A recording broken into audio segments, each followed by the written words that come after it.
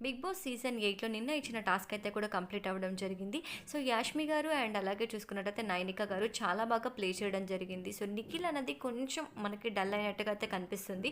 So, ఎందుకు అంటే నాగమణికంఠ గారు అండ్ అలాగే సీత గారు తను కొంచెం మిస్‌అండర్‌స్టాండ్ చేసుకున్నట్లయితే మనకు కనిపిస్తుంది. కొంచెం తన ఇంటిని కొంచెం మిస్ అవుతున్నాడు. తన పాస్ట్‌ని గుర్తు చేసుకుంటున్నాడు అనైతే మనకు కనిపించడం జరుగుతుంది. సో, నైట్ టైమ్‌లో కూడా వాళ్ళు అదే డిస్కస్ కూడా చేయడం జరుగుతుంది. అండ్ అలాగే మణికంఠ గారు అండ్ అలాగే నిఖిల్ గారికి కొంచెం ఆ ర్యాపో అన్నది సరిగ్గా రాకపోవడం వల్ల వాళ్ళిద్దరి మధ్య క్లాషెస్ అయితే ఎక్కువగా జరుగుతున్నాయి.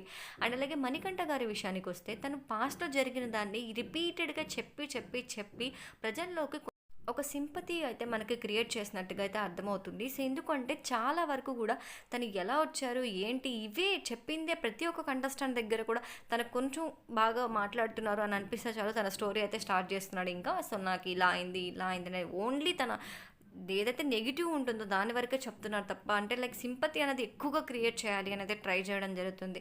అండ్ అలాగే నిఖిల్ గారు కూడా కంతటడి పెట్టుకోవడం జరిగింది. ఎందుకంటే మణికంఠ గారు అండ్ అలాగే సీత గారు మిగతా కో కంటెస్టెంట్స్ ఎవరైతే ఉంటారో దాన్ని కొంచెం మిస్‌అండర్‌స్టాండ్ చేసుకున్నట్లుగా అయితే చెప్పడం జరిగింది. అండ్ అలాగే సీత గారు కూడా కొంచెం తనని వాయిస్ రైజ్ చేసి నిన్న ఏదైతే నామినేషన్స్ జరిగిందో ఆ నామినేషన్ ప్రక్రియలో కొంచెం వాయిస్ రైజ్ చేసి మధ్యలో నువ్వెందుకు మాట్లాడుతున్నావు అన్నట్టుగా అయితే మాట్లాడడం జరిగింది. కాబట్టి కొంచెం తను కూడా అప్సెట్ అయ్యి తను ఎలా వచ్చాడు, ఎంత కష్టపడి వచ్చాడు. తను కూడా ఒక 5 ఇయర్స్ పాటు ఎవరితో కూడా మాట్లాడకుండా సో, నేను చాలా స్ట్రగుల్స్ ఫేస్ చేసి ఈ స్టేజ్ వరకు వచ్చాను అనైతే చెప్పుకోవడం జరిగింది.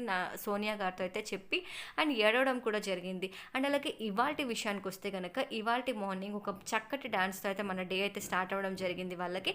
అండ్ అలాగే మిగతా కంటెస్టెంట్ అందరూ కూడా వంట చేసుకుంటూ ఉన్నారండి బ్రేక్‌ఫాస్ట్ కిందకి. అండ్ అలాగే అప్పుడే స్టార్ట్ అయింది ఒక చిన్న ఇష్యూ. సో, ఏంటి అంటే గనక ప్రేరణ గారు బై మిస్టేక్ ఎవరైతే ఆదిత్య గారు ఉన్నారో, సో ఆదిత్య గారు బై మిస్టేక్ ప్రేరణ గారి యొక్క టవల్ అనేది యూజ్ చేసుకోవడం జరిగింది. సో దాని గురించి ఒక చిన్న ఇష్యూ అయితే జరిగింది. సో ప్రతి ఒక్క కంటెస్టెంట్లు అందరూ కూడా వాళ్ళ యొక్క ప్రాపర్టీస్ మీద ఒక చిన్న మార్క్ అయితే పెట్టుకోవడం జరుగుతుంది. అంటే పలానా కంటెస్టెంట్ లేది అనేసి ఒక లైక్ పి అని కానీ, ఏ అని కానీ ఒక మార్క్ అయితే పెట్టుకోవడం జరుగుతుంది. ఆ మార్క్ అనేది బై మిస్టేక్ చూడకుండా ఆదిత్య గారు అయితే యూజ్ చేయడం జరిగింది. సో దాని గురించి ఒక ఇష్యూ అయితే జరిగింది. ప్రేరణ కొంచెం హైలైట్ అయినట్టుగా అనిపించింది. ఒక చిన్న ఇష్యూ ఎవరు కూడా తెలిసి వేరే వాళ్ళ యొక్క ప్రొడక్ట్స్ అయితే యూజ్ చేయరు.